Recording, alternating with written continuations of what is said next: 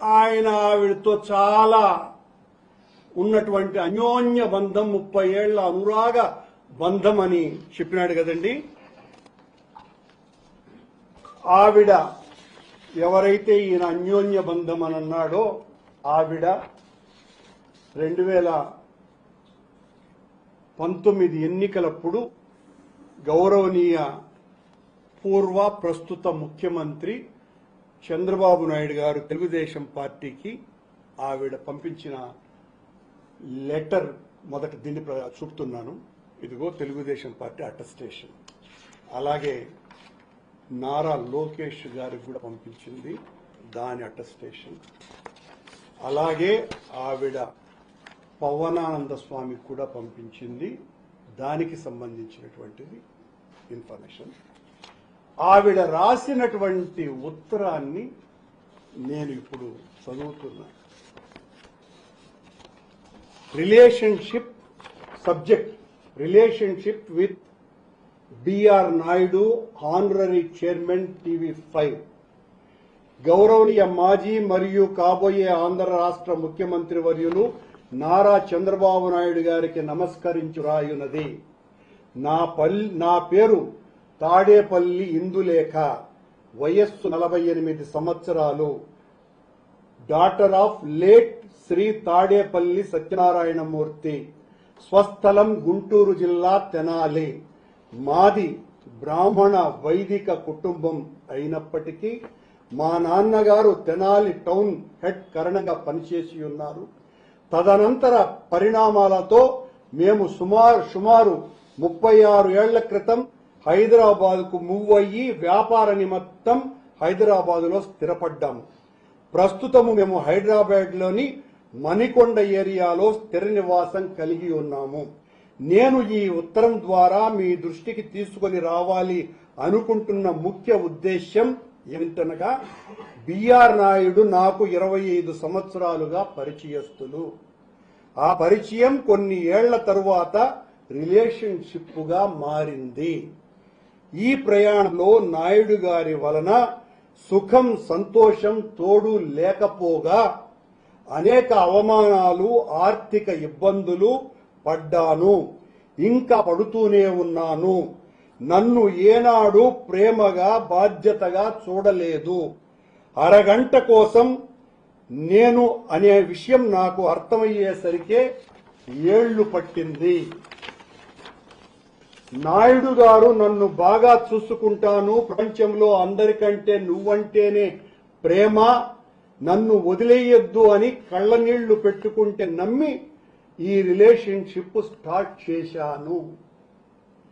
నాకు ఒకే కూతురు, ఆ అమ్మాయి 16 సంవత్సరాలుగా SLE సిస్టోని లూప్స్ అనే జబ్బుతో ఇమ్యూన్ డిసీజ్ తో ప్రతి క్షణం జీవితంతో పోరాడుతూ ఉన్నది.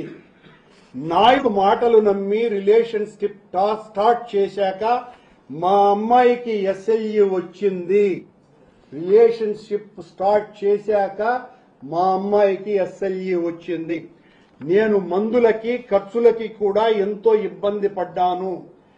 ఎవరితో మాట్లాడకూడదు, ఏ పని చేసుకోకూడదు అనేది అనుమానం ఆయనకు. ఆయన చూడలే అంటే తాళి కట్టానా, బాకీ ఉన్నానా, లంజా అనే మాటలు తప్ప కుక్క కన్నా హీనంగా చూశాడు నన్ను. అన్ని అవమానాలు బాధలు భరిస్తూ కూడా ఎవ్వరికి ఏమీ చెప్పుకోకుండా రోడ్డున పడకుండా ఇప్పటి వరకు గడుపుతూనే ఉన్నాను. నా గురించి తెలిసి వైఎస్ఆర్సీపీ వాళ్లు నన్ను అప్రోచ్ అయ్యి నాయుడిని ఎక్స్పోజ్ చేయమని ఇన్ రిటర్న్స్ ఏదో చెప్పాడు, 10 కోట్ల డబ్బులు కారు నామినేట్ ఇస్తామని కూడా అన్నారు. నా మీద చాలా ఆపరేషన్ కూడా చేశారు.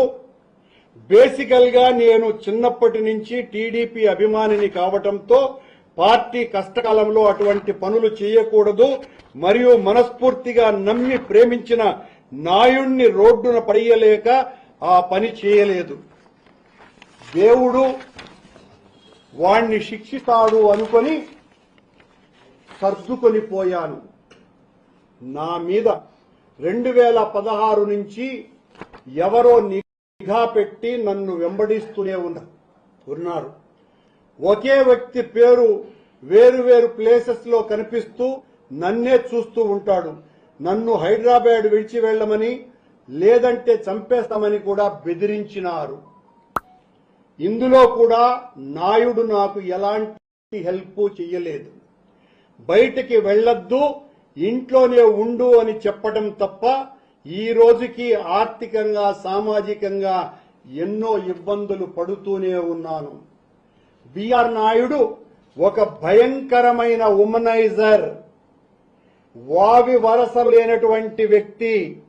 అతనితో ఏ పని ఉంది అని అంటే పడుకోకుండా చెయ్యను అని మొహం మీదే చెప్తాడు. బిఆర్ నాయుడు ఒక భయంకరమైన ఉమనైజర్, వావి వరసలు లేని వ్యక్తి. అతనితో పని ఉంది అంటే పడుకోకుండా చెయ్యను అని మొహం మీదే చెప్తాడు. టీడీపీ అధికారంలోకి వచ్చాక తను టీటీడీ చైర్మన్ గానో లేదా ఎంపీ రాజ్యసభ అవుతాను అనే ప్రగాఢమైన నమ్మకంతో ఉన్నాడు.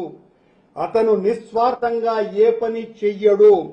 ఇలాంటి వ్యక్తికి మీరు అత్యున్నతమైన పదవి ఇస్తే ఏ చిన్న పనితో ఆడవారు వచ్చినా వాళ్ళని ఇబ్బంది పెడతాడు.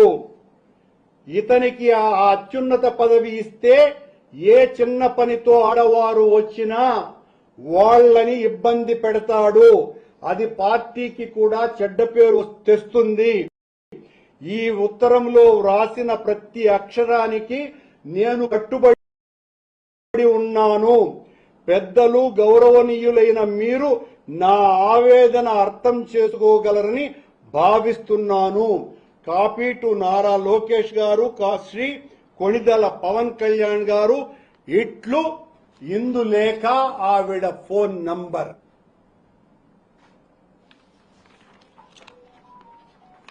బిఆర్ నాయుడు, ఇప్పుడు చెప్పు నీ కథ, నీ యవ్వరం, నీ బతుకు.